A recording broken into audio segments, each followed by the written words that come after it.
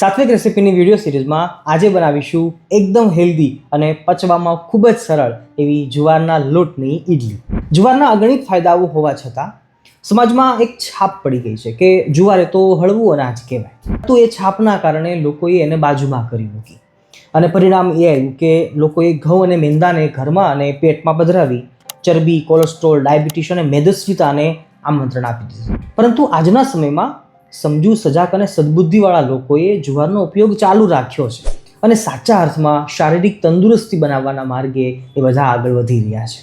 ટૂંકમાં કહું તો મહેનત વગરના કામથી ઘઉં અને મેંદો પચે નહીં, પરંતુ જુવારનું ભોજન પચવામાં હળવું હોય છે અને ગ્લુટન ફ્રી હોવાના કારણે મોટા મોટા સેલિબ્રિટીઓની પહેલી પસંદ આ જુવાર જ થઈ ગઈ છે. ચાલો ઠીક છે, કોઈ સેલિબ્રિટીઓ ખાય એટલે આપણે ખાવું જોઈએ એવું નથી, પરંતુ આપણા વડીલો અને પૂર્વજો એ બધા જુવાર બાજરી ખાતા હતા અને એટલા માટે જ એ ફિટ અને હેલ્ધી રહી શકતા હતા. એટલા માટે આપણે પણ અઠવાડિયે 2-3 વાર તો જુવાર ખાવી જ જોઈએ, અને ઉનાળામાં સ્પેશિયલી. ચાલો આજે જુવારની હેલ્ધી અને પચવામાં સરળ એવી ઈડલી બનાવીએ. કેટલી વસ્તુઓનો ઉપયોગ કરીશું પહેલાં એ જોઈ લઈએ. નમસ્તે પ્રિયજનો, હેલ્ધી અને પચવામાં સરળ એવી જુવારની ઈડલી બનાવવા માટે જુવારનો લોટ લીધો છે, સૂજીનો ઉપયોગ કરવાના છીએ, અડદની દાળ એ આપણે વઘારની અંદર નાખવાના છીએ, બાકીના શાકભાજીઓ વેજીટેબલ્સ છે વધતા ઓછા પ્રમાણમાં આપણે લઈ શકીએ છીએ, આપણી પાસે જેટલા હોય એટલા આપણે ઇડલીમાં નાખી શકીએ છીએ, અને બાકીનો દહીંનો ઉપયોગ કરવાના છીએ. બહુ ઇઝી વેથી આપણે આ ઇડલી બનાવવાના છીએ, જેમાં જુવારનો લોટ છે એ 3 ભાગનો રાખીશું ને 1 ભાગનો સૂજીનો લોટ રાખવાના છીએ. તો જો હાલ આપણે મોટી ચમચીના માધ્યમથી જોઈએ તો પછી 2 ચમચી આ લઈએ તો 1 ચમચી આપણે સૂજી લઈ શકતા હોઈએ છીએ, અને એ માત્રામાં દહીં નાખી અને પછી આપણે આગળ ઈડલીનું ખીરું તૈયાર કરી લઈએ. પ્રિયજનો, હાલ આપણે 2 કપ જુવારનો લોટ લઈ રહ્યા છીએ અને સામે એ જ 1 કપ, પોણો કપ જેટલો સૂજી લઈ રહ્યા છીએ. સારી રીતે એને ચલાવી લો. અહીંયા એ વાતને સમજી રાખવું જોઈએ કે સૂજીનો લોટ છે ને, અથવા સૂજી છે એ બાઇન્ડિંગનું કામ આપશે. વધારે સૂજી લઈશું તો પછી સૂજીની ઈડલી કહેવાશે, એ તો આપણે બનાવતા જ હોઈએ, પણ જુવારનો લોટ છે એને બાઇન્ડિંગ આપવા માટે સૂજી જરૂરી છે, એટલા માટે આપણે નાખીએ છીએ. સ્વાદ અનુસાર આપણે નમક નાખી દઈશું અને પછી દહીં નાખી સારી રીતે મિક્સ કરી અને પછી રેસ્ટ આપવાનો છે. 10 થી 15 મિનિટનો રેસ્ટ આપીએ તો બહુ સારી વાત છે. ઇન્સ્ટન્ટ બનાવવું હોય તો પણ બનાવી શકાય છે, પણ રેસ્ટ આપીએ અને જે લોટ ફૂલી જાય એનાથી બેસ્ટ કંઈ પણ ના હોઈ શકે. એટલે દહીંની ચમચીઓ ગણીએ છીએ તો જો 101 ગ્રામ જેટલું દહીં છે અંદાજે, દહીં હું નાખી દઉં છું. આપણે એની જગ્યાએ છાશ પણ નાખી શકીએ છીએ, પણ મેક શ્યોર કરજો કે ખાટું દહીં હોય તો વધારે સારું, બાકી કોઈ પણ દહીં ચાલે છે અથવા છાશ પણ ચાલે છે. ચાલો કશું નથી તો કમસે કમ પાણી છે એનાથી પણ જુવારની ઈડલી બની જાય છે, પણ ટેસ્ટમાં થોડોક ફેર રહેશે. સારી રીતે આને મિક્સ કરી લઈએ અને પછી જોઈએ એટલું પાણી આપણે નાખવાનું છે.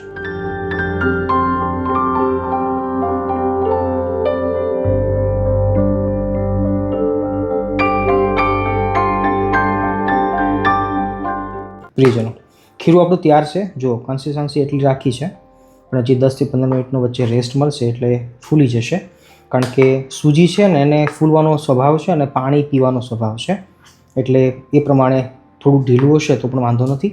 રેસ્ટ કરશે એ દરમિયાન ખીરું છે પાછું જાડું થઈ જશે. મારે અડધો પોણો લોટો પાણીની જરૂર પડી છે, પણ દહીં નાખ્યું છે એટલે એ પ્રમાણે તમે પાણી નાખજો. ભક્તો, દરેક વિડીયોની અંદર હું આ વાત કરી નથી શકતો, પણ અમુક વાર જરૂર કરું છું કે શાકભાજી જે કંઈ પણ આપણે વાપરતા હોઈએ બજારમાંથી લાવ્યા પછી અવશ્યને ધોવાનો પ્રયત્ન કરવો, અને બની શકે તો 2-5 મિનિટ પાણીમાં પડ્યા રહેશે તો પણ સારું છે, કારણ કે શાકભાજી ઉપર અત્યારે દવાઓનો છંટકાવ પણ બહુ થતો હોય છે, અને ઓબ્વિયસલી જે વેચનારા લોકો હોય તો એ કાંઈ સારા પાણીએ ધોતા નથી હોતા. જોકે બધા એવા નથી હોતા, પણ બધા કંઈ કેર કરે એવા નથી હોતા, અને બધા હાઇજીન રાખે એવું જરૂરી નથી. પણ આપણે આપણી સેફટી જોવી જોઈએ. પાણીની અંદર થોડું નમક નાખી અને પછી 5-1 મિનિટ જો શાકભાજી પડ્યા રહેશે તો કેમિકલ્સ પણ જતા રહેશે અને શાકભાજી સારી રીતે ધોવાઈ જશે. તો અવશ્ય આટલો ખટકો રાખવો.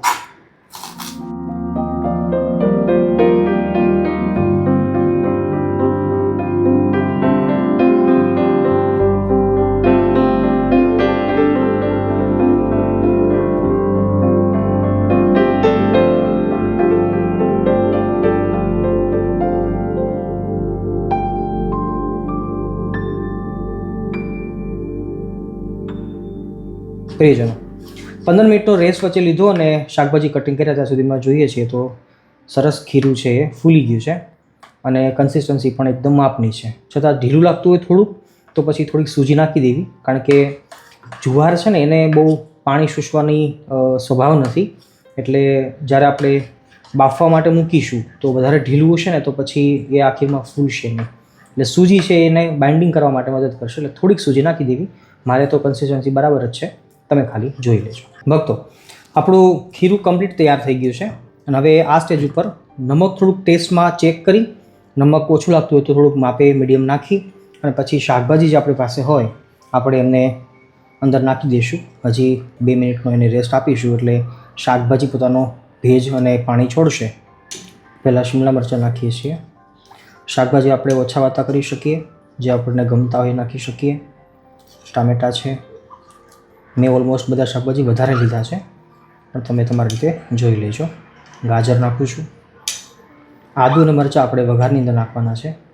હજી આ બેટરને આપણે સારી રીતે વઘાર પણ લેવાનો છે, આગળ જોઈએ છીએ.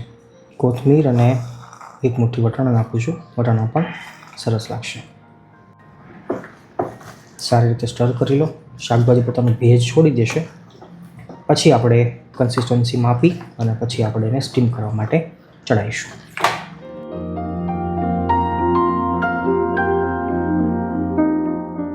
ત્રણેક ચમચી તેલ લઈ અને વઘારીની અંદર જ આપણે વઘાર લઈ લઈશું. રાઈ અને જીરું નોર્મલ વઘાર, રાઈ ઓછી, જીરું થોડુંક વધારે, મરચી અને આદું. તેલ આવી જાય એટલે થોડુંક રાઈ,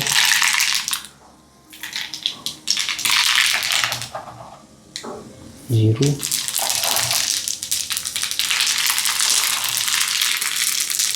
દાળ નાખીશું. અડદની દાળ હોય તો ચણાની દાળ પણ નાખજો, મારી જોડે નથી એટલે નથી નાખતો. કાજુ બદામ થોડાક નાખું છું.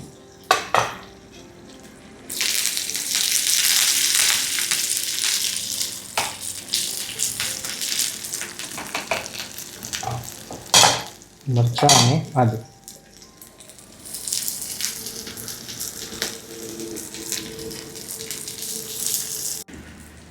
વઘાર કમ્પ્લીટ તૈયાર છે અને હવે ખીરાની અંદર આપણે એને મિક્સ કરી દઈએ.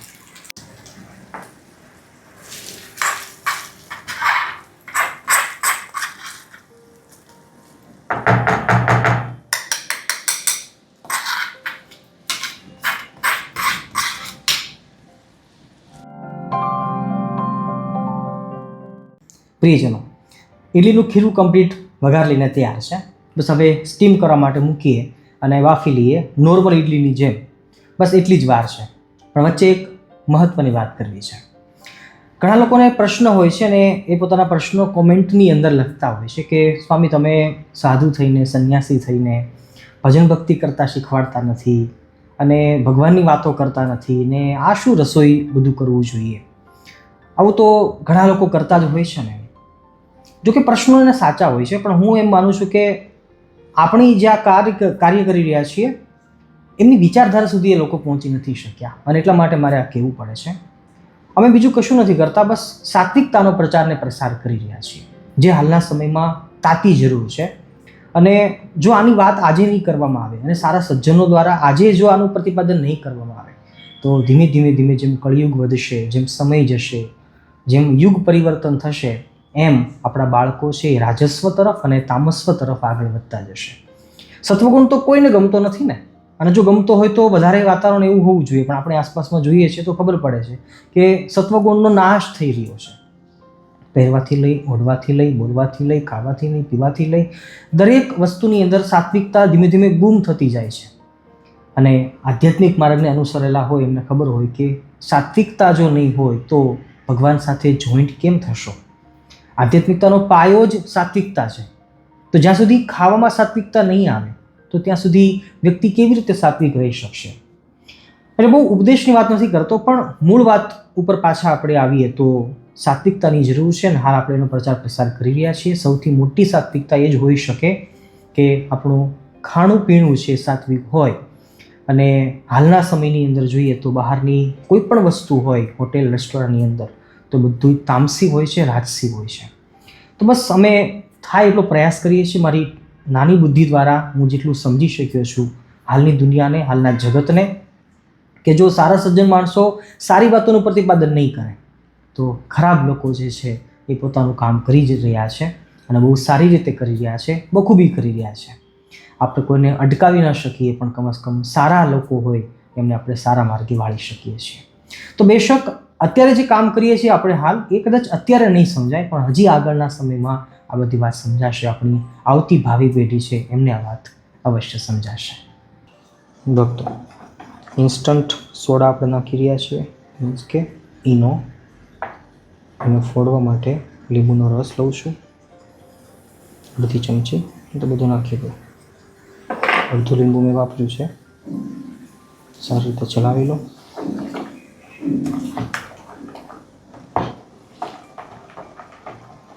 અને હવે આપણે ઇડલી મેકરની અંદર ભરી દઈએ છીએ આપણી સાઇઝ અને વ્યવસ્થા પ્રમાણે.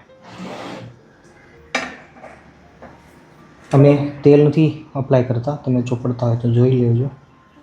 મને એમ લાગે કે તેલની જરૂર શું એમ, કારણ કે નીચે આપણે તેલ અપ્લાય કરીએ તો પછી બફાશે એટલે તો તેલ તો અંદર ચૂસી જ લેવાનું છે ને, તો કંઈ એનો કોઈ મતલબ નથી. પણ ઇડલીને છૂટી પાડવા માટે ઠરવા દેવી પડે. ઠરી જાય તો પછી ઇડલી આસાનીથી છૂટી પડી જાય. જો આપણે મેક્સિમમ શાકભાજી નાખ્યા છે. જુવારની ઇડલી સાંજે બનાવી શકો છો તો પચવામાં પણ હળવી. વધારે શાકભાજી નાખો એટલે એકદમ હેલ્ધી રહે. સેમ વે હવે નાની ઇડલી પાડું છું. મને ઘણા દિવસથી ટ્રાય કરવાનું મન થતું હતું એટલે આજ વડે નાની ઇડલી જોઈ ઇડલી કેવી બને છે.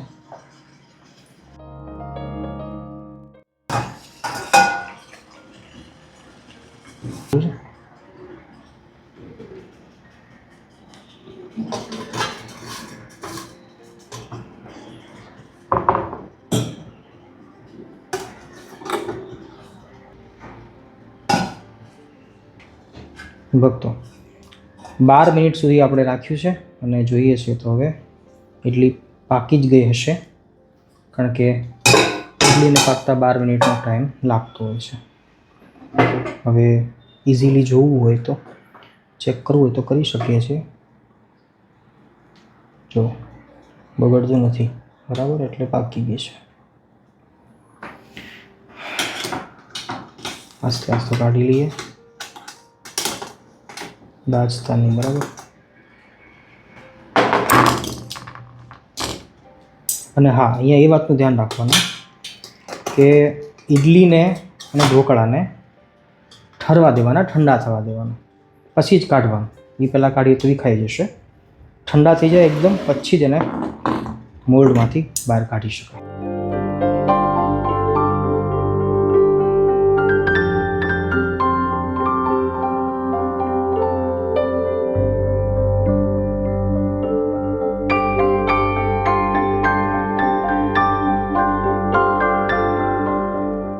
પ્રિયજનો, આપણી જુવારની ઇડલી બનીને તૈયાર છે. અનેક પ્રકારના શાકભાજીઓ ઝાઝી માત્રામાં નાખીને આપણે એકદમ હેલ્ધી આ ભોજન બની શકે એવો પ્રયાસ આપણે કર્યો છે. પણ અહીંયા એ વાતનું અનુસંધાન રાખવું જોઈએ કે ચોખાના લોટમાંથી ઇડલી બનતી હોય ને જે, અને એનો જે ટેસ્ટ હોય, સ્વાદ હોય, અને થોડુંક જે સુંવાળી, સુંદર, રૂપાળી લાગે, એવી કદાચ આ રૂપાળી ન લાગે, પણ બેશક આ ઇડલી પચવામાં ખૂબ જ હેલ્ધી છે અને પચવામાં ખૂબ જ સરળ છે. એટલે શરીરને સ્વસ્થ રાખવા માટેની આ પ્રોસેસ છે. એટલે એના રૂપ અને રંગ ઉપર આપણે ન જોઈએ પણ એના ગુણધર્મો ઉપર આપણે જોઈએ તો ખરેખર આ ઇડલી સૌથી બેસ્ટ છે.